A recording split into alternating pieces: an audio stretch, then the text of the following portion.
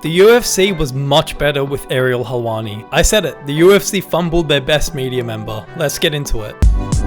Now, I've been told that I'm the Arab Ariel Helwani. Like, look at my nose, we've got a very similar nose. And you know what, I take that as a compliment. I'm just gonna say what we're all thinking, the UFC media sucks. It hasn't always been like this though. If you look back like 2016 to that 2020 period, there was a lot of great media members. The press conferences were enjoyable, they used to be at least 40 minutes long, and that was a minimum. Now we get press conferences with the same old questions. How are you finding New Orleans? What was the question? I don't even know what that means. I've personally worked and covered UFC events in the past, so I've got a bit more of an insight as to what goes on and why it's pretty bad right now. I think where the real shift came was when Ariel Helwani got banned from the UFC. I think it put a lot of the MMA media on like high guard of, you know, they can't ask certain questions or they have to tiptoe around topics, otherwise they're afraid of getting their media passes revoked or being blackballed from getting certain interviews and things like that. From my experience at these UFC press conferences and media days, there's always a UFC staff member that assigns specific media questions in priority. That's why you always see the same journalists go first, like John Morgan or Oscar Willis. And don't get me wrong, even though as a whole,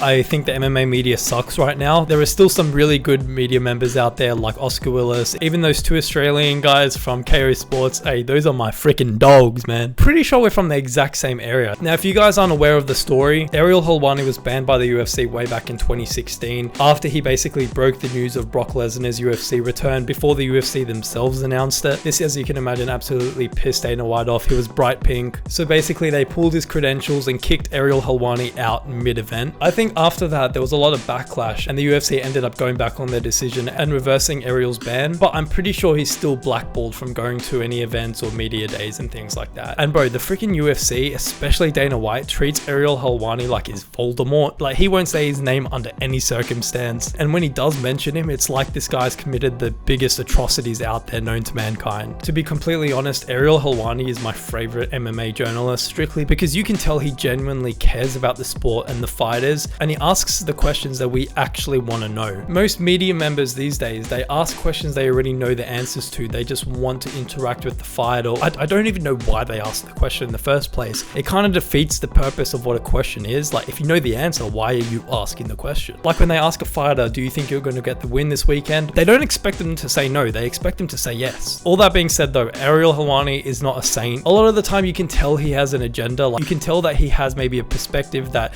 he wants to push, and when he asks certain fighters questions, he's trying to get them to kind of agree with him, which I can understand can sometimes rub people the wrong way, but it's the fight game and I would take that any day over how do you think you're going to win this Saturday night. And to be honest, I think there needs to be a bit of provoking and a bit of controversy, especially if you're going to be in this space. Like, these men and women are literally exchanging punches. It keeps things interesting, it gets more content out there, so I don't see the harm in it. When you also look at what Ariel Helwani has done for the sport, like, he's been covering it since forever. He's created or at least added to some of the biggest fights that we've had. It's also sad, we never see interviews like the one that he had with Nick Diaz anymore. We never see that. And those were some of my favorite interviews where there's a bit of banter, you know, there's like good questions being asked, you know, there's like beef being started. Like, why would you not want that? These days in these one-on-one fighter interviews, we just get a lot of glazing, and bro, ain't nobody want to see that. Above all of that is, I think he always held the UFC accountable, specifically Dana White. Like, if there was someone being done wrong or, you know, something wasn't being handled the right way, he would always bring it up. And I think Dana White absolutely hated that, but I think it's so valuable to have someone like that, because not only does it keep yourself in check and make sure you're doing the right things, it allows the viewers to almost step into the product and almost feel like they are a part of it. Whereas I feel like now there's a bit of a disconnect from the audience and the organization, where a lot of the time we don't know what the hell's going on. We're a couple of weeks away from the next pay-per-view and we don't even have a co-main event. I guarantee if Ariel Helwani was still in the UFC, he would be asking these questions to understand what's going on. And to be honest, I learned a lot about MMA and a lot about like up-and-coming fighters through Ariel Helwani. And I think because of that ban, it made a lot of the MMA media turn into yes men, just glazing power slap and things that they might not even genuinely care about. Don't get me wrong, like, I get it, it's their job, it's their livelihood for a lot of them, but that's what I respect about Ariel Helwani. This is his livelihood and his job, but he always stuck to his guns, and look at where he's at now. He's probably the most successful one out of all of them. So if I'm the UFC, I allow Ariel Helwani to come back. I think Dana White and Ariel Helwani should have a boxing match, squash the beef, and say kumbaya. Let me know what you guys think. Make sure you guys do drop a like on this video and make sure to subscribe. Thank you guys so much for watching, and I'll see you guys next time.